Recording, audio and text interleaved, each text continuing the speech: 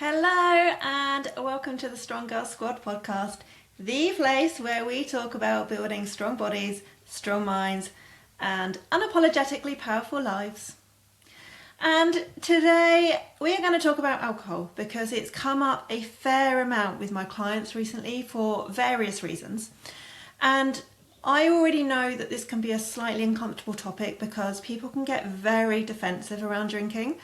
So before anybody panics and thinks I'm about to tell you never to touch a glass of wine again, I'm not. That is not what this episode is about. I am not anti-alcohol. I do not judge people for drinking, and I do not think you need to live like a fitness robot to be healthy. But what I do think is important is understanding the full picture, because most people think alcohol only matters because of calories.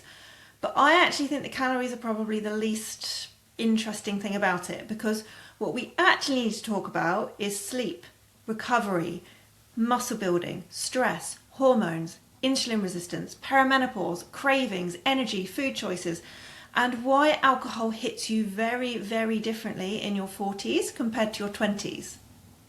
And I also want this episode to feel really balanced because a lot of my clients are busy business owners, professionals, mums, women carrying huge mental loads. And sometimes a drink feels like the switch off at the end of the day. And I understand that. So this is not about guilt. It is about awareness. So before we go into the real podcast, I think it's important to explain my own relationship with alcohol because mine possibly is quite different to a lot of people's. I don't really drink. I would be very, very happy if you told me, not very happy, it would be very easy for me if you were to tell me I was never allowed to drink again. I'm not fussed. It's never ever been a huge thing in my life. Partly because I have emetophobia, which basically is a fear of being sick. So I've never fully understood the appeal of drinking something that could potentially make you throw up. Even when I was younger, I just didn't ever have that desire. I'm not a massive fan of the taste. You know, I could take it or leave it.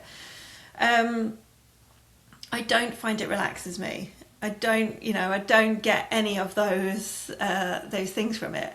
My grandparents also barely drank, so I didn't grow up around alcohol being a massive part of socialising, or, it wasn't normal to have a bottle of wine with dinner. That being said, I have been drunk before. I got horrendously drunk on my hen do, and I hated it. Not because I thought it was morally wrong or, nothing dramatic like that. I just really didn't like how it made me feel or behave, because I don't really enjoy losing control. And I've had comments over the years, go on, let loose, have fun, relax a bit. And I do know that people mean well, but what's interesting in those comments are usually that it's their feelings around alcohol, not mine. Because I genuinely do not feel deprived by not drinking. I went to Ibiza a couple of years ago, stayed out until stupid o'clock in the morning, partying with everyone else, dancing. I didn't touch a drop of alcohol. I didn't need it. I am completely happy socialising sober. But equally, I don't judge people who do drink. But what annoys me slightly is when people assume that not drinking makes you boring, uptight or antisocial, because it doesn't.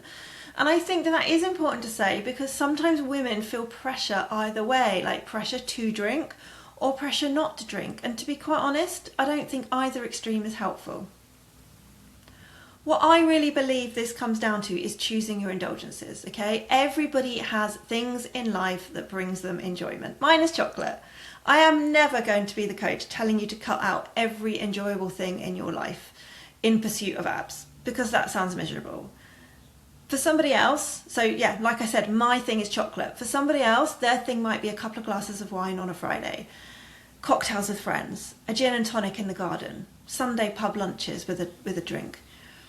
And if that generally adds enjoyment to your life, I do not want you removing it just because you think fitness means punishment. But I do think it's worth asking yourself, is this an intentional indulgence or has it become a habit? Because if something happens every single night, is it still really an indulgence or has it become automatic? And there's no judgment in that question, but I think awareness matters. Because goals that matter usually require some level of sacrifice, trade-off, or intentionality. Is that a word? I think it's a word. So it's not about being perfect. It's not about never drinking again, but it is about being honest. Alcohol, fat loss. Yes, technically alcohol contains calories, around 7 calories per gram. But what honestly tends to impact progress more is everything around alcohol. It's everything alcohol influences around those calories, is what I meant to say. Alcohol doesn't really satiate you. It doesn't keep you full. Most people don't drink alcohol and suddenly feel full and satisfied. If anything, alcohol tends to reduce your inhibitions and increase your appetite, which is why after a few drinks, people are suddenly ordering takeaways, eating beige food, or waking up craving sugar and carbs the next day. And again, that's not a moral failing. Alcohol temporarily reduces your body's ability to prioritize fat oxidation because your body treats alcohol as something it needs to clear first. But for me, the biggest impacts of alcohol are recovery and sleep. And if you're listening to this podcast, you are most likely doing strength training. So you want that muscle tone, you want strength, you want confidence, you want better body composition, you want healthy aging, you want to improve your bone health. So, and muscle is so important during perimenopause and beyond. Research shows alcohol can reduce muscle protein synthesis, which is basically your body's ability to repair and build muscle after training. And no, this does not mean that one Aperol Spritz ruins your gains. Please do not hear that. But if somebody is drinking most weekends, sleeping badly, highly stressed, under-recovering already, then yes, alcohol can absolutely slow down your progress. And for women in perimenopause, recovery already becomes more important because hormones are changing, sleep is often poorer, and resilience to stress tends to reduce. So alcohol becomes another recovery stressor added into that pile. And sleep, sleep is probably the biggest one, and it's definitely the biggest one for me. People think alcohol helps them sleep because it makes them sleepy. That is not the same thing. Alcohol massively impacts sleep quality, especially deep sleep and REM sleep. So yes, you might pass out quickly, but your actual recovery quality is poorer. And when that happens, you're going to wake up tired. You're going to crave sugar. Your hunger hormones are all over the place. You can't be bothered to go to the gym and train. Your stress tolerance is lower. Your energy is worse. And women in perimenopause often notice this even more because sleep is already fragile. A couple of drinks that you tolerated fine at 28 suddenly wreck you at 45. And it's not in your head. Hormones are genuinely changing your tolerance and recovery capacity. I had a white wine spritzer in a beer garden probably around this time last year. It was lovely. I really enjoyed it. But I slept like absolute shit that night and I couldn't understand why until I put the two and two together. I was like, oh my God, it was the wine. I had it a little bit later in the day and, you know, my metabolism is obviously working really hard and it was keeping me awake. So that is what I would like you to really take on board. And I did ask my clients if they had any questions. The first one that came up was, can I enjoy alcohol without ruining my progress? Yes, absolutely. You do not need to choose between having a social life or being healthy. And I think sometimes the fitness industry creates this false idea that if you really care about your goals, you have to become this hyper-disciplined robot who never drinks, never eats out, and never enjoys themselves. For most people, that is neither realistic or desirable. The biggest thing is kind of zooming out and looking at your overall patterns. Can alcohol make progress slower? Potentially, yes. Can you still make great progress while including it? Also, yes. But it's going to come down to the quantity, the frequency, your recovery, your sleep, your food choices around it, your stress levels, and whether your habit aligns with the goals that you say matter to you. Because there's a huge difference between enjoying a couple of drinks intentionally and drinking every weekend, sleeping terribly, missing your workouts, and wondering why your energy and recovery feel awful. And I think this is particularly important during perimenopause because recovery capacity tends to reduce anyway. So if somebody is already highly stressed, sleeping poorly, juggling a demanding career, training hard, dealing with hormonal changes, alcohol may affect them far more than it used to. But because the body has a cumulative stress load. And this is where choosing your indulgences comes in. For me, mine is chocolate. Like I said, I'm not giving that up. And also, like I said, somebody else, wine with friends, cocktails on holiday, pub lunches, gin and tonic on a Friday night. That's completely fine. You can absolutely include those things. But it's about making intentional choices rather than mindless habits. It might be that if you are like, no, wine on a Friday night is super important, it might be that you choose to have that wine, but you choose not to have the crisps or the chocolate that you would normally have with it. But if something genuinely adds enjoyment to your life, amazing, own that choice, but also understand the trade-offs that may come with it.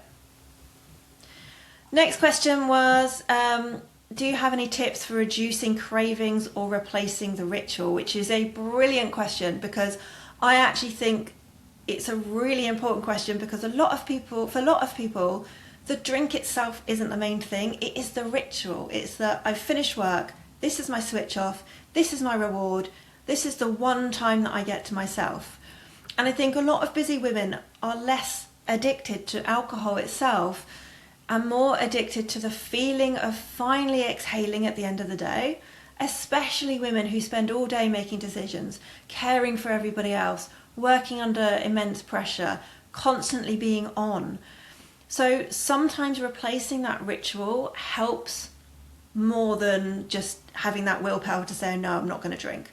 So things like alcohol-free alternatives, using a nice glass, tea rituals, is there a nice tea, going for a walk after work, a nice bath, reading, journaling, a luxury hot chocolate, and notice I say luxury, not low calorie, because it's not about the calories. Mocktails potentially, changing the environment that you're in, lighting candles, delaying that first drink slightly. Sometimes just interrupting the autopilot habit will be enough to make you realise, oh, actually, I didn't need that drink. And I think the one really useful thing to ask yourself here is, what feeling am I actually looking for? Because it's quite often not, I desperately need the alcohol. Quite often it's, I want comfort, I want relaxation, I want a transition between work and home, I want to switch my brain off, I want reward, I want connection. And when you identify the actual need, you can often meet it in ways that don't always rely on alcohol. But I think it's also important to not make alcohol forbidden, because the more restrictive and all or nothing people become, the more alcohol tends to gain emotional power over them. And then I had a question, is there anything that can reduce the effects of alcohol? And I guess you can possibly lessen the impact slightly by not drinking on an empty stomach, eating balanced meals, hydrating well, alternating drinks with water, not binge drinking, slowing down the pace of your drinking, stopping earlier, improving your sleep hygiene, avoiding combining alcohol with very poor sleep and high stress where possible. One of the biggest things is simply to reduce the amount slightly. Okay, even going from 4 drinks to 2, drinking 5 nights to 2 nights a week, drinking mindlessly to drinking intentionally can make a noticeable difference to your sleep, your energy, your cravings, your recovery, your body composition, your mood, your anxiety, especially in perimenopause. But you also can't completely biohack alcohol away. There is this idea online that if you take electrolytes, if you have supplements, if you drink loads of water, if you have a green juice the next morning, you can somehow cancel out the alcohol. And that's not really how it works. Okay, alcohol is still going to impact your sleep quality, your nervous system recovery, your muscle protein synthesis, your blood sugar regulation, decision making. And if your sleep gets badly affected by alcohol, your body is giving you useful feedback there. And I think sometimes women ignore these signals because drinking is so normalized socially. But if every time you drink you sleep badly, you wake anxious, you feel inflamed, you struggle to train, you crave sugar all day, that information matters. And again, not for guilt, but for awareness. And then the last question I was asked was, is having a drink once or twice, or is once or twice a week wine okay? And yeah, for most people, probably yes. And I think, social media loves extremes, doesn't it? Everything is either alcohol is poison, it's ruining your life, or calories are calories and it makes zero difference.